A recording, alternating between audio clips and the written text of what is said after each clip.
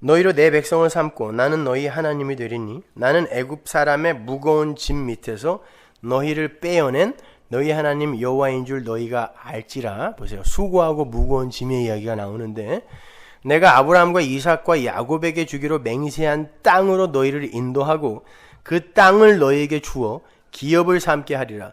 나는 여호와로라 하셨다 하라. 여기서도 하나님은 기업으로서의 땅을 당신의 백성들에게 약속하시죠. 이 이스라엘은 누구의 모형이에요? 우리요. 교회, 성도의 모형이잖아요. 그들에게 땅이 또 약속된단 말이에요. 아브라함, 이삭, 야곱에게 주겠다고 했던 그 땅이 똑같이 약속되고 있잖아요. 그죠?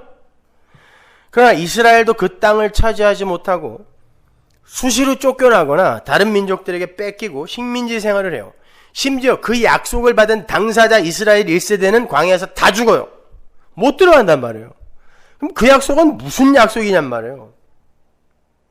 그럼 하나님이 약속하신 땅과 성도의 죽음, 성도의 무덤이 아주 밀접한 관련이 있다는 게 자명해졌죠. 땅을 약속받은 자들은 다 죽어요. 정작 이 땅에서의 물리적인 그 땅을 못 받는다니까요. 나는 마음이 온유하다라고 하신 예수님도 십자가에서 죽으셨어요.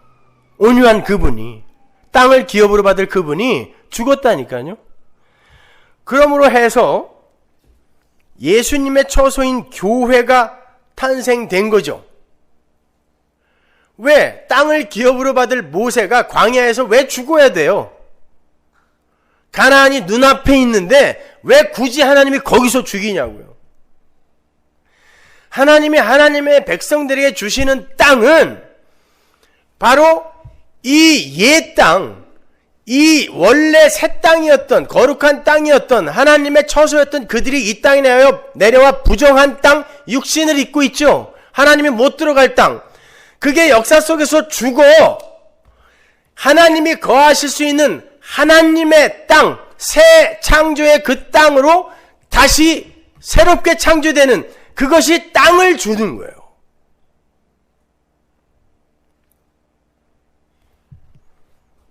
히브리서로 가면 그 열조들을 포함한 믿음의 선진들이 어떤 땅을 소망으로 바라보며 살았는지가 명확하게 기술이 되어 있어요. 히브리서 11장 8절 보세요. 믿음으로 아브라함은 부르심을 받았을 때 순종하여 장래 기업으로 받을 땅에 나아갈 바를 알지 못하고 나갔으며 믿음으로 저가 외방에 있는 것 같이 약속하신 땅에 우거하여. 신기하죠? 하나님이 주신다고 했던 그 땅에 거했는데 어떤 마음으로 거했냐면 외방에 사는 것처럼 살았대요. 그 땅을. 뭘로? 믿음으로. 무슨 말이에요? 이 땅 그 땅 아니구나를 믿음으로 알았다는 뜻이에요. 동일한 유업으로 함께 받은 이삭과 야곱으로 더불어 장막에 거하였으니 이는 하나님의 경영하시고 지으실 터가 있는 성을 바랐음이라. 보세요. 땅과 성을 이렇게 같은 것으로 이야기를 하죠. 바벨성. 요걸 여러분이 꼭 염두에 두셔야 돼요. 성경 전체는 다 그 이야기예요. 이제 우리에게 주어질 그 도성, 새 예루살렘, 거룩한 성 새 예루살렘, 그거 바라본 거예요. 다른 거 본 게 아니라. 다른 이들은 어땠는지 한번 보세요. 히브리서 11장 13절. 이 사람들은 다 믿음을 따라 죽었으며 약속을 받지 못하였을 때 그것들을 멀리서 보고 환영하고 또 땅에서는 외국인과 나그네로라 증거하였으니 이같이 말하는 자들은 본향 찾는 것을 나타냅니다. 저희가 나온 바 본향을 생각하였다면 돌아갈 기회가 있었으려니와. 야곱이 가나안에서 애굽으로 갔을 때 가나안이 자기가 돌아가야 할 본향인 걸 알았으면 애굽에서 돌아갔겠어요? 안 돌아갔겠어요?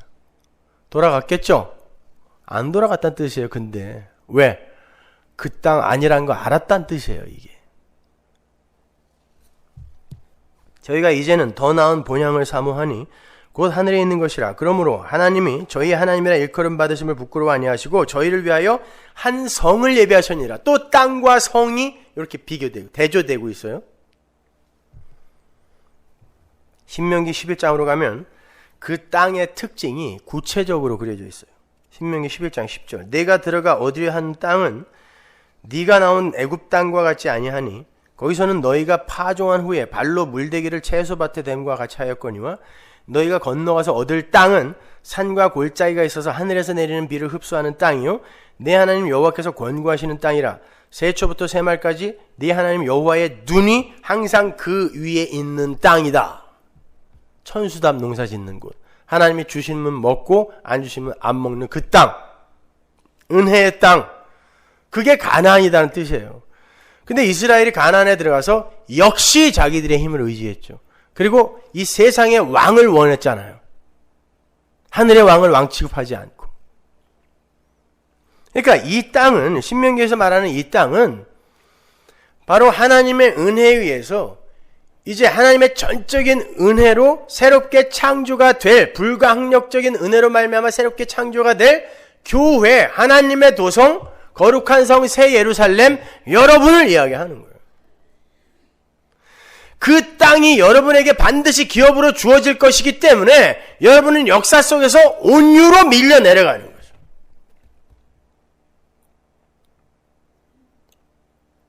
온유한 성품, 온유한 기질, 그런 거 아니란 말이에요. 성경을 그런 도덕책으로 보지 마세요. 성품 개조의 책 이런 거 아니에요. 아무리 봐봐야 변하지도 않아요. 이사야서로 가면 그 땅의 실체가 명확하게 드러나죠. 이사야서 65장 17절. 보라 내가 새하늘과 새 땅을 창조하나니. 드디어 나오죠, 실체가. 이것은 이전 것은 기억되거나 마음에 생각나지 아니할 것이라. 너희는 나의 창조하는 것을 인하여 영원히 기뻐하며 즐거워할지니라. 보라 내가 예루살렘으로 즐거움을 창조하며 그 백성으로 기쁨을 삼고. 예루살렘 백성 막 나오는데 계시록 가면, 계시록으로 가면 이 예루살렘이 백성이에요. 내가 예루살렘을 즐거워하면 나의 백성을 기뻐하리니 우는 소리와 부르짖는 소리가 그 가운데서 다시는 들리지 아니할 것이며. 이 도성, 이 예루살렘이라는 새 도성, 이거 바라보고 가나안 땅조차도 이건 아니야 라고 했다는 거예요, 그 사람들이요. 이사야서 66장 22절. 나 여호와가 말하노라. 나의 지을 새하늘과 새 땅이 내 앞에 항상 있을 것 같이 너희 자손과 너희 이름이 항상 있으리라. 이렇게 바벨 성과 대조되어서 하나님의 은혜로 건설이 되는 거룩한 성 새 예루살렘이 새 하늘과 새 땅이요 하나님의 땅인 거예요. 여러분인 거예요. 그 땅이 성도에게 약속이 되고 있는 거죠. 성령 안에서 하나님과 내가 같이 거하는 이 땅, 나, 교회란 말이에요. 성령 아니라는 그 땅, 그리스도 아니라는 그 땅. 율법주의, 유대주의에 의한 인간들의 가능성이 무너지고 하나님의 은혜의 도성이 완성되는 그 구원의 현실이 옛 땅의 부정이요 새 땅의 도래인 거예요. 그런데 구약에는 이러저러한 것을 지켜야 그 땅이 주어진다라고 조건이 붙어 있죠. 그런데 오늘 본문에는 복 있는 자여 너희가 땅을 기업으로 받는다라고 선언이 되어 있단 말이에요. 창세전에 모든 신령한 복으로 복을 받은 자들이 있는데 그들에게는 땅이 주어진다, 약속되는 거예요. 뭘 지켜라고 조건이 붙지 않아요. 그 사이에 뭐가 있었던 거죠? 십자가가 있었던 거예요. 예수님의 십자가가. 그렇게 우리에게 거저주시겠다라고 하신 그 은혜의 땅의 실체가 요한계시록에 잘 나오죠. 계시록 21장 1절. 또 내가 새하늘과 새 땅을 보니 처음 하늘과 처음 땅이 없어졌고 바다도 다시 있지 않더라. 또 내가 보매 거룩한 성 새 예루살렘이 하나님께로부터 하늘에서 내려오니 그 예비한 것이 신부가 남편을 위하여 단장한 것 같으라. 누구요? 신부. 교회죠. 어린 양 혼인잔치의 신부. 교회. 하나님의 백성을 거룩한 성 새 예루살렘이라고 그러고 그걸 새 하늘과 새 땅이라고 그러잖아요. 내가 들은 보좌에서 큰 음성이 나서 가로되 보라 하나님의 장막이 사람들과 함께 있음에 하나님이 저희와 함께 거하시리니 저희는 하나님의 백성이 되고 하나님은 친히 저희와 함께 계셔서 다 성취가 되죠. 이제요. 땅과 왕과 백성, 이게 창세기에서부터 쭉 약속이 되어졌던 게 계시록 21장에서 완료가 되는 거 아닙니까? 모든 눈물을 그 눈에서 씻기심에 다시 사망이 없고 애통하는 것이나 곡하는 것이나 아픈 것이 다시 있지 아니하리니 처음 것들이 다 지나갔음이라. 이게 다 뭐예요? 산상수훈에 나오는 애통, 가난, 사망 이거잖아요. 이게 싹 없어진다는 뜻이에요. 역사 속에서는 근데 여러분이 그걸 경험하시는 거예요.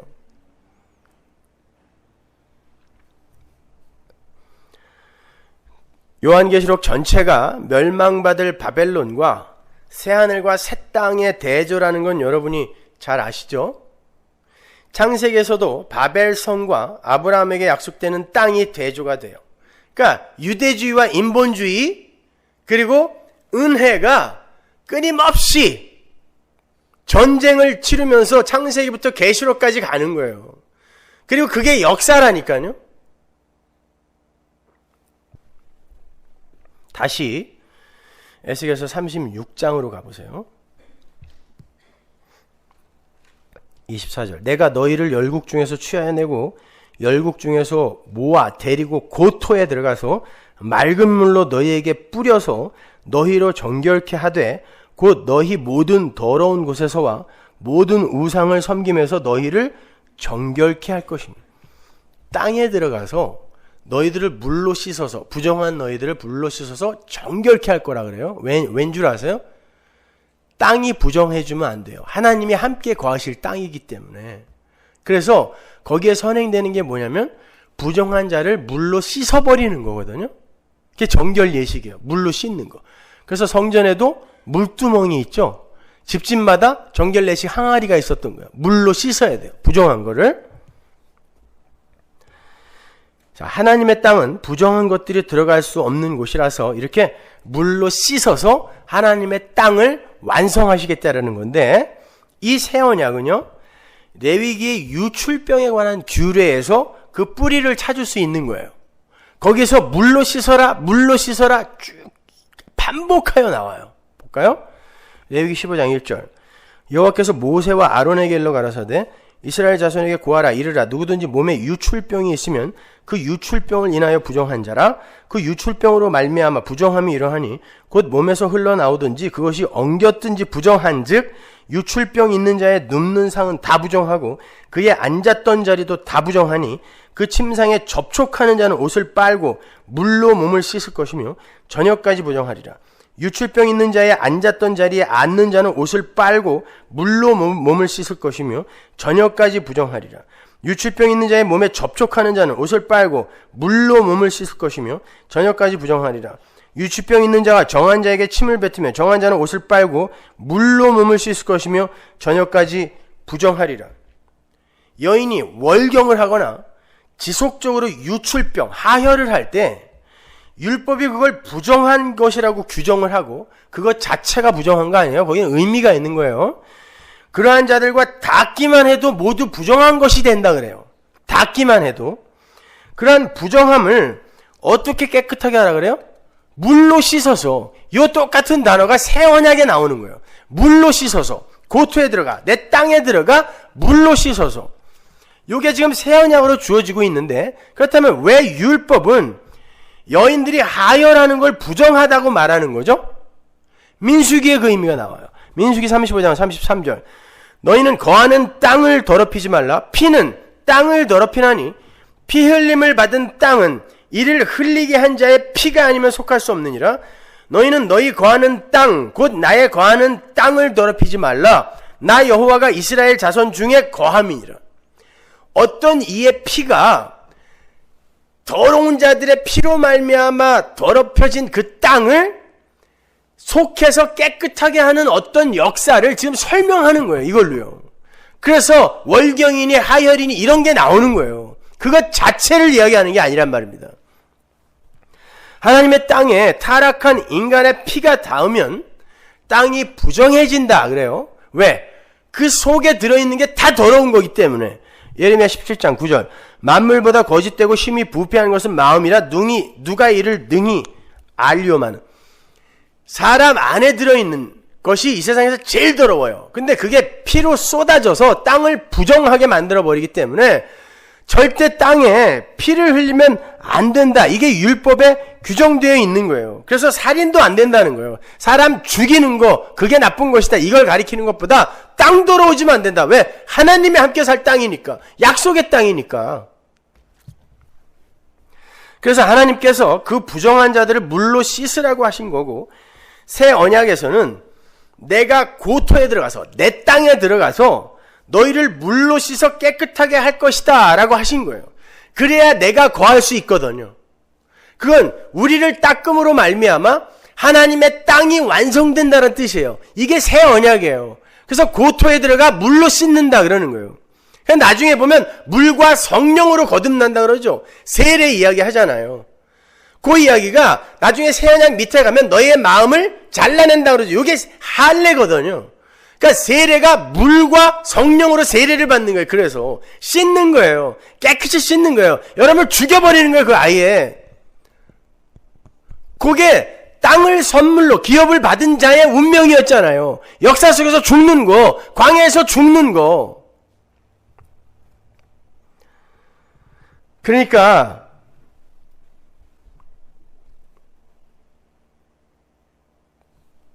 하나님은 땅을 깨끗하게 하시기 위해서 부정한 피를 씻어내는 거예요. 땅은 그토록 소중한 거예요. 그 땅은 하나님의 신부인 교회입니다.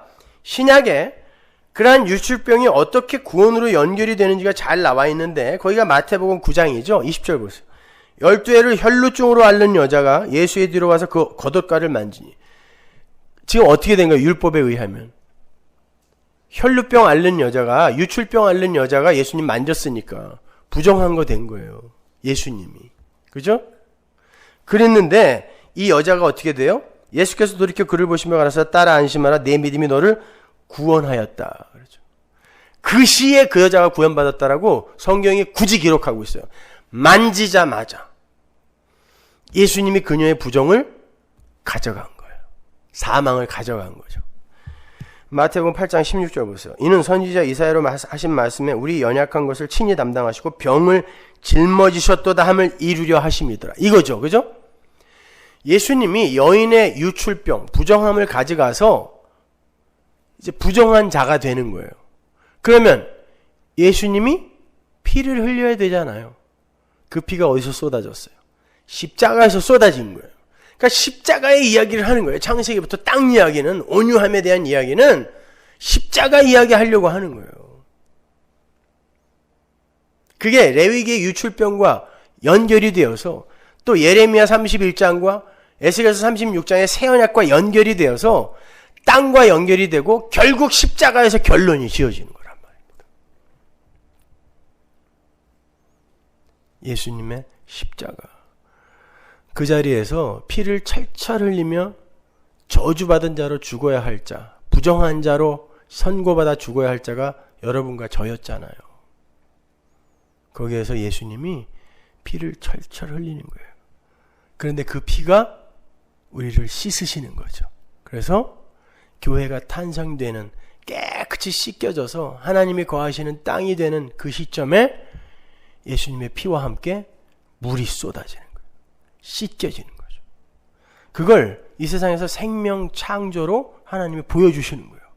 새 생명의 창조는 피를 흘려 죽어야 하는 자들의 피를 쏟음으로 말미암아 새 언약의 현실, 물로 그들을 하나님의 땅으로 깨끗이 씻어내는 그 새 창조의 그 현실로 완성이 되는 거를 보여주는 게 여인이 애 낳는 거예요. 그래서 애 낳을 때 물과 피가 함께 쏟아지는 것입니다. 요한복음 2장 6절 보세요. 거기 유대인의 결례를 따라 두세 통 드는 돌 항아리 6이 놓였는지라. 이거 가나의 혼인잔치 이야기죠. 돌 항아리 6개가 있어요. 근데 무슨 항아리라 그래요? 결례를 따라 두세 통 드는 돌 항아리, 물 담는, 정결례식 행하는 물 담는 항아리 6개죠. 근데 물이 없었어요. 율법주의, 유대주의, 인본주의의 실체를 고발하는 거죠. 겉으로는 번드르르하게 율법 지킨다 그랬는데 열어보니까 물이 하나도 없어. 씻었다는 거예요. 하나님 앞에서의 자기들의 정결함에 관심이 있었다는 거 없었다는 거예요. 없었다는 거예요. 근데 그 물, 그걸로 지금 유출병 있는 자들을 막 빡빡 닦아야 되는 물이거든요. 그게 새 언약에 나오는 물.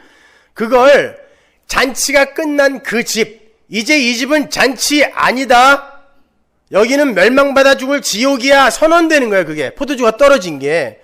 그런데 그곳에 그 물 대신에 예수님의 피가, 포도주가 6개로 채워지고 7번째 항아리로 예수가 섬으로 말미암아 다시 잔치가 벌어지는 거예요. 그게 어린 양의 혼인잔치예요. 요한계시록에서의. 그러니까 그 물은 내가 물로 너희들을 내 땅에 데리고 들어가서 씻겠다라는 건 뭐였어요? 예수의 십자가의 피로 너희들을 씻어 내가 거하는, 너희와 함께 거하는 내 나라, 교회, 너희들을 반드시 창조해내고 말 거야. 이 새 창조, 새 언약의 이야기. 이게 온유한 자는 복이 있나니 너희가 땅을 기업으로 받을 것이다. 그 안에 담겨 있는 엄청난 내용인 겁니다. 그게 바로 새 언약 하에서의 새 창조의 메커니즘인 거예요. 여러분은 그렇게 땅을, 하나님이 거하시는, 여러분과 함께 거하시는 땅을 이미 기업으로 받은 거예요. 그랬더니 그들이 눈에 보이는 땅을 초계처럼 여기고 텐트 치고 살다 가더라, 이렇게 기록이 되어 있는 거예요. 진짜 땅이 뭔지 아니까. 나예요, 나. 어줍지 않은 천국 같은 거 그려내지 마세요. 여러분이 그리는 천국, 제가 개런티 해드리는데 그런 천국 없어요. 여러분이 이 세상에서 하나님과 함께 거하는 여러분 안에서 이게 정말 좋은 거구나. 에헤라디아. 5월 21일 날 뭐 휴거가 일어난다며? 지금 뭐 CNN 헤드라인으로 이렇게 올라와가지고 아까 복음방송에서 여기 인터뷰 해달라고 그래서 인터뷰 했어요. 개소리 하지 말라고. 휴거 안 된 사람 그날 내 콘서트 보러 오라고. 휴거 된 사람 가고. 이 사회자가 그렇군요. 그날이 콘서트군요. 이렇게 또 광고를 했네요.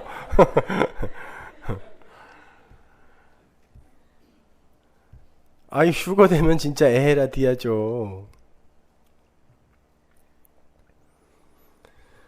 여러분은 여러분 안에서 이미 천국을 살고 계신 분이에요.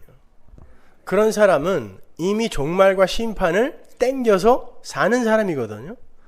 아니 그런 사람이 종말이 5월 21일이든 22일이든 뭔 상관이에요. 왜 그걸 두려워하십니까? 그리고 종말이 오면 뭐 하실 건데요?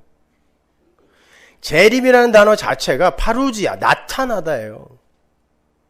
멀리서 우주에서 숨어있다가 내려오다가 아니라 내 안에 예수 그리스도 있다며요. 그리스도 여기 있는데 어떤 예수 또 기다리는 거예요? 안 믿는 거죠? 예수 안 믿는 인간들이 교회 안에 전부 앉아가지고 예수 믿는다고 그러니까 그런 이단들이 뭐 조금만 이야기를 해도 다 넘어가는 거예요. 이렇게 내 안에 예수 있다며요. 이게 나타나는 걸 재림이라고 한달까? 파루지야. 근데 무슨 재림을 기다리는 건데요? 왜 이렇게 답답해요? 무슨 기독교가 있어요, 이 시대에? 여러분은 여러분 안에 이미 땅을 받으셨어요. 천국. 예수님이 그랬잖아요. 하나님 나라 이 땅에 왔다 그랬죠? 예수가 천국이었어요. 왜? 그 안에 하나님 계셨고 예수님은 그 하나님의 뜻을 받아 자기를 다 비워냈거든요. 이게 하나님 나라거든요. 여러분이 하나님 나라예요. 베드로서에 나오잖아요. 우리는 거룩한 나라, 왕 같은 제사장. 그 나라가 뭐예요? 천국이잖아요. 땅! 내가 땅이라니까요. 그 자들은 이 땅에서 자기 거 못 챙기게 돼 있어요. 왜? 복 있는 자여 너희는 온유하게 될 거니까. 절대 니들 맘대로 못 살아 그러는 거예요. 히브리서 9장 14절 보세요. 하물며 영원하신 성령으로 말미암아 흠없는 자기를 하나님께 드린 그리스도의 피가 어찌 너희 양심으로 죽은 행실에서 깨끗하게 하고 살아계신 하나님을 섬기게 못하겠느뇨. 요 이야기 하는 거예요. 물로 깨끗이 씻는다. 그 물이 뭐예요? 피 이래잖아요. 피. 그 예수의 피로 거듭난 자. 그대들이여 복받은 자들이다. 그리고 그대들은 온유한 자이며 그대들은 땅을 기업으로 받은 자다. 그 말인 거예요. 그러한 구원의 현실을 아는 이들이 하나님의 일하심 앞에서 요동치 않고 언약만 바라보며 가는 거. 다른 거 아니에요. 그냥 살아있는 거. 이렇게. 어떡하겠어. 살아야지. 그리고 살아있는 거. 그게 온유예요. 다른 거 만들어내려고 하지 마세요. 어떡하겠어요. 살아있어야지. 시편 46편 1절 보세요. 하나님은 우리의 피난처시오 힘이시니 환난 중에 만날 큰 도움이시라. 그러므로 땅이 변하든지 산이 흔들려 바다 가운데 빠지든지 바닷물이 흉용하고 뛰놀든지 그것이 넘침으로 산이 요동할지라도 우리는 두려워 아니하리로다. 왜? 세상 땅은 이렇게 요동하고 흔들려도 왜 두려워하지 않아요? 내 안에 요동치 않는 땅이 있으니까.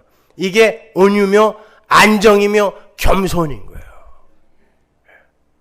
기도하겠습니다.